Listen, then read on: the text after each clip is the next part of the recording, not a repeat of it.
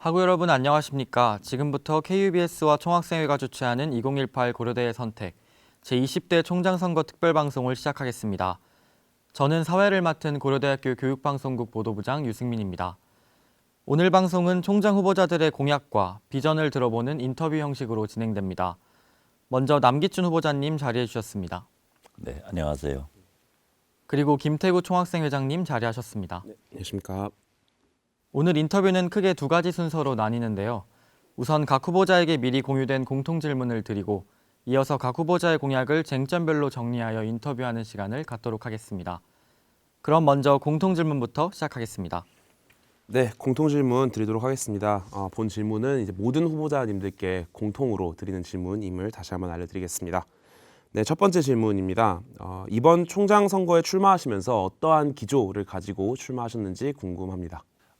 우리 정치 사회가 민주사회 다음으로 시민사회 이런 거로 발전이 오고 있는 것처럼 학교 운영 문제도 소수의 몇 사람이 생각으로 운영하는 고려대학교가 아니고 학생, 교직원 선생님, 교우들 모든 구성원들이 의견을 내고 그 의견이 반영되는 고려대학교를 저희가 구축을 하고 또 그것을 우리들 모두에게 어떤 이익이 오고 좋은 어떤 우리의 대학이 될 수 있도록 하고 싶어서 이제 총장 선거에 나오게 됐고.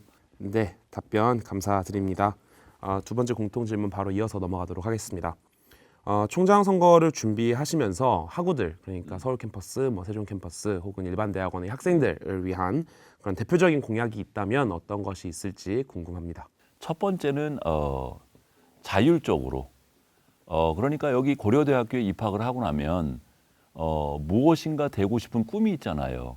근데 현재 지금 학과별로 묶여 있어서 그런 꿈을 이루기가 때로는 좀 장애가 있는 것 같아요. 그래서 여러 규제들을 좀 풀어서 본인이 공부하고 싶은 되고 싶은 사람이 있는데 그게 되려고 그러면 어떤 과목을 들어야 되는지 조금 자유롭게 움직일 수 있도록 그런 규제를 풀려고 그러고 그러니까 목적지향적인 교육 과정이 되는 거죠. 그죠? 또 다들 아시는 것처럼 고등학교 다니면서 대학에서 뭐 하는 건지 잘 모릅니다. 솔직히. 그런데 대학에 들어와서 2학년, 3학년이 되면 이제 대학 사회를 이해를 하게 되고 진짜로 자기 꿈이 뭔지, 자기 전공이 뭐를 하고 싶었는지가 그때 결정되는 경우도 있습니다. 마음에. 그러면 그때 가서 뭔가 자기 진로를 다시 바꿀 수 있는 기회가 주어져야 됩니다. 그래서 3학년이든 2학년이든 본인의 어떤 하고 싶은 분야가 생각이 나고 그러면 자유롭게 이동할 수 있도록 과정을 꾸릴 수 있도록 이런 거를 만들어 보려고 생각을 하고 있고 역시 그 교실에서만 그 책을 가지고 공부하는 데는 한계가 있습니다. 본인의 전공을 살려서 그 내용을 가지고 지역사회에 봉사를 해보든지 아니면 ODA 같은 거하고 관련을 해서 해외 나가서 어떤 봉사를 해보든지 그것이 수업의 일환으로 이루어질 수 있도록 그래서 본인의 공부하는 것이 미리 졸업하기 전에 적용을 해보고 실행해보고 또 사회 도움도 되고 또 함께 사는 것도 배우게 되고 이런 것들을 좀 열려고 생각을 하고 있고. 네, 지금까지 총 4개의 공통 질문에 대한 답변 들어봤습니다. 마지막 한 가지 공통 질문은 개별 질문이 모두 끝난 후에 제가 드리도록 하겠습니다. 네. 그럼 개별 질문 이어가겠습니다. 먼저 서울 캠퍼스 총학생회가 준비한 질문 드리겠습니다. 질문은 총 6개이며 질문의 쟁점은 차례로 소통, 교육, 자치, 주거, 그리고 봉사입니다. 네, 서울 캠퍼스 총학생회 질문 드리도록 하겠습니다. 아까도 말씀드렸던 것처럼 이 소통이 매우 중요한 가치일 텐데요. 소통 관련 질문 먼저 드리겠습니다. 학내 구성원과 SNS를 통해서 365일 24시간 열린 소통 채널을 구축하고 또 활성화하겠다는 것과 KU콥 실천 공동체를 만들어서 구성원이 주제 해결을 위해 함께 학습하고 연구하여 그 성과를 대학 행정과 정책에 반영하겠다는 공약이 있습니다. 소통 채널의 구체적인 운영 방식과 그리고 KU콥에 학생들이 참여하여 학교의 정책에 목소리를 낼 수 있는 것인지 질문드리겠습니다. 맞습니다. 목소리 낼 수 있습니다. 예, 분명하게 듣고 분명하게 실행하겠습니다. 저는 행정을 안 하고 총장으로서의 리더 역할을 하겠습니다. 그래서 조찬 모임도 하고 저는 캠퍼스를 많이 다닐 겁니다. 학생 식당에 가서 우리 학생들과 함께 밥도 먹을 겁니다. 교직원 선생님들하고 함께 또 식사도 할 겁니다. 그래서 그분들 이야기를 듣고 필요한 것은 실행이 되도록 할 겁니다. 또 이제 학교에도 보면 여러 가지 위원회가 있습니다. 직원 선생님들의 노조도 있고 우리 총학생회도 있고 또 교수님들의 교수의회도 있습니다. 공동의 장을 만들어서 정기적으로 학내외 문제들을 함께 논의를 하도록 하겠습니다. 네, 교육 관련 질문으로 넘어가 보도록 하겠습니다. 교육 관련 질문입니다. 재학생들이 수강할 수 있는 리더십 프로그램을 개발하여 일정 학점을 이수할 수 있도록 하겠다라고 하는 공약이 있습니다. 이에 대한 구체적인 설명 부탁드리겠습니다. 고려대학교 학생들은 아까 처음에 말씀드린 것처럼 세상이 빨리 변하고 그러니까 다양한 종류의 경험을 한 인재가 배출이 되어야 합니다. 그럼에도 불구하고 고려대학교 졸업생은 고려대학교 졸업생의 냄새가 나야 됩니다. 그게 이제 우리 학교가 교지로 삼고 있는 것이 자유, 정의, 진리입니다. 자유, 정의, 진리를 오늘날 맞게, 미래에 맞게 재해석하고 그 내용들을 우리 졸업생들이 학교를 다니면서 숙지를 해야 되고, 그래서 고려대학교 졸업생은 누가 봐도 자유스럽고 사회를 위해서 정의롭고 또 많은 것을 알고 있는, 사회를 리드하는 그런 인재로 커나가야 됩니다. 그래서 이런 과목을 준비하려고 합니다. 예. 그러면 자치 관련 질문으로 넘어가 보겠습니다. 예. 학내 동아리에 대한 지원을 활성화하며 동아리 소모임 생성을 적극 지원하겠다는 공약이 있습니다. 이에 대한 구체적인 설명 부탁드리겠습니다. 네, 고맙습니다. 고려대학교의 장점이 뭡니까? 선후배 간의 의리 같은 거, 응집력 아닙니까? 동아리가 그런 역할을 합니다. 그래서 동아리든 학과에서 함께 모여서 무슨 일을 하는 것이든 이것은 교과 과정을 통해서 고려대학교의 전통을 배우는 겁니다. 그래서 비교과 과정의 일환으로 동아리며 학과의 모임이며 이런 것들을 활성화시키려고 합니다. 많이 만나야 됩니다. 만나야지 인맥이 생기고 고려대학교의 모습을 되새기게 됩니다. 본부에서도 필요하면 재원이든 무엇이든 아낌없이 지원하려고 합니다. 예. 네, 주거 관련 질문으로 넘어가 보겠습니다. 예. 지역 이기주의에 막혀 있는 기숙사 설립을 추진하겠다는 공약이 있습니다. 이에 대한 구체적인 설명 부탁드리겠습니다. 그 정릉 캠퍼스를 적극적으로 이용을 해서 대학원생들과 학부생들의 그런 기숙 공간으로, 또 그중에 일부는 신임 교수님들이 오셔서 잠시 기거하실 수 있는 그런 공간으로도 활용을 하려고 합니다. 또한 아까 초반에 말씀드린 것처럼 6호선이라고 하는 좋은 교통수단이 있어서 6호선하고 맞닿는 곳에 또 일정한 건물을 저희가 매입을 할 수가 있습니다. 큰 돈을 안 들이고도 그곳에 또 학생들이 기숙할 수 있도록, 기숙사를 쓸 수 있도록 그렇게 개발을 하려고 생각을 합니다. 네, 이상으로 서울 캠퍼스 마치겠습니다. 네, 지금까지 서울 캠퍼스 총학생회 질문에 대한 답변 들으셨습니다. 다음은 세종 캠퍼스 총학생회가 준비한 질문입니다. 네, 본 특별 방송 같은 경우에는 이제 고려대학교 교육방송 KBS와 함께 서울 캠퍼스 총학생회, 세종 캠퍼스 총학생회 그리고 일반 대학원 총학생회가 함께 이제 주최를 해서 진행을 하고 있습니다. 그래서 세종 캠퍼스 총학생회 질문은 제가 대신해서 읽어드리도록 하겠습니다.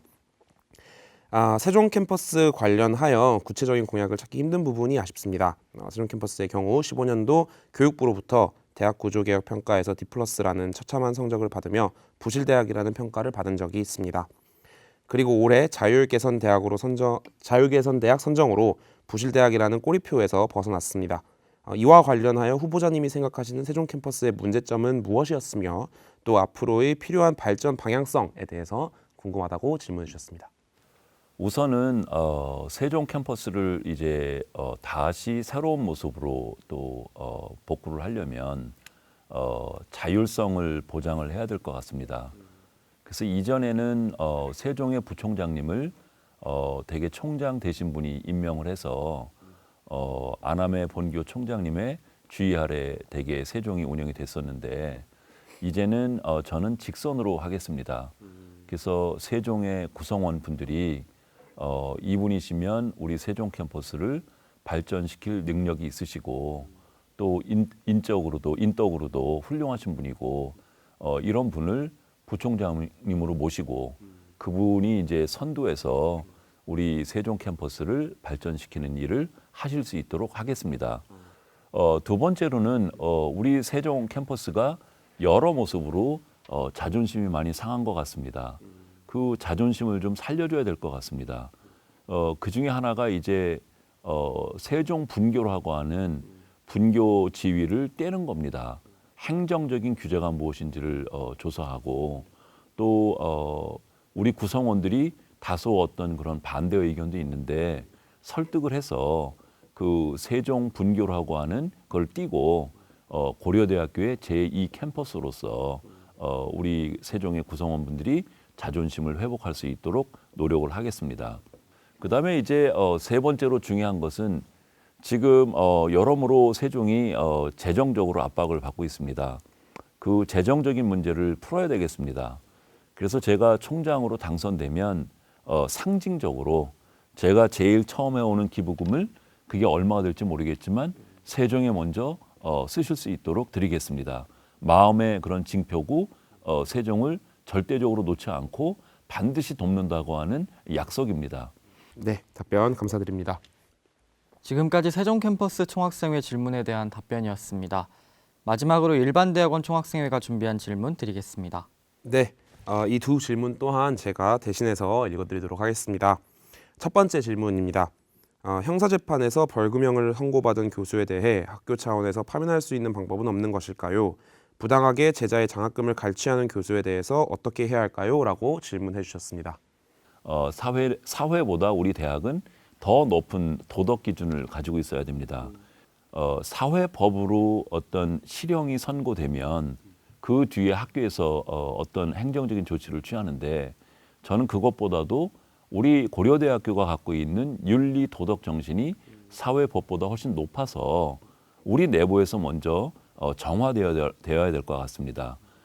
이런 일이 일어나지 않도록 또 사전에 어떤 방법으로든 또 예방하는 방법도 생각을 해봐야 될 것 같습니다. 두 번째 질문 이어서 드리도록 하겠습니다. 강사법 시행과 관련하여 어떻게 생각하시는지요? 라는 질문입니다. 학교가 굉장히 재정적으로 압박을 많이 받고 있습니다. 우리 학교뿐만 아니라 전국에 있는 그 사립대학들은 굉장히 어려움을 겪고 있습니다. 그런데 이 문제를 학교에만 모두 책임을 떠넘기는 것은 좀 부당하다고 생각을 합니다. 그래서 일단은 고대 총장이 되면 인근의 다른 총장님들과 같이 협의체를 만들어서 정부와 좀 협상을 하겠습니다. 지금 현재 우리가 생각하고 있는 것처럼 강의 수를 줄이고 또 그런 것들은 정말 할 수 없으니까 그렇게 하는 거지만 그렇게 썩 좋은 방법은 아닌 것 같습니다. 네, 답변 감사드립니다. 네, 지금까지 개별 질문에 대한 남기춘 후보자님의 답변 들어봤습니다. 이제 마지막으로 후보자님을 한 줄로 어필하신다면 어떻게 표현할 수 있을까요? 젊은 고대, 파워풀 고대입니다. 무엇이든 신나게 하고 무엇이든 이뤄내는 고대입니다. 네, 감사합니다. 네, 감사합니다. 이 대답을 끝으로 제20대 총장선거 특별방송은 여기서 마치겠습니다. 오늘의 이 방송이 12월 12일에 진행될 고려대학교 총장 후보자 학생 전체 투표에 도움이 되었길 바랍니다. 고려대학교에 찾아올 크고 작은 변화를 고려대학교의 주인인 학우 여러분께서 직접 선택해 주시길 바랍니다. 지금까지 시청해 주신 학우 여러분 고맙습니다.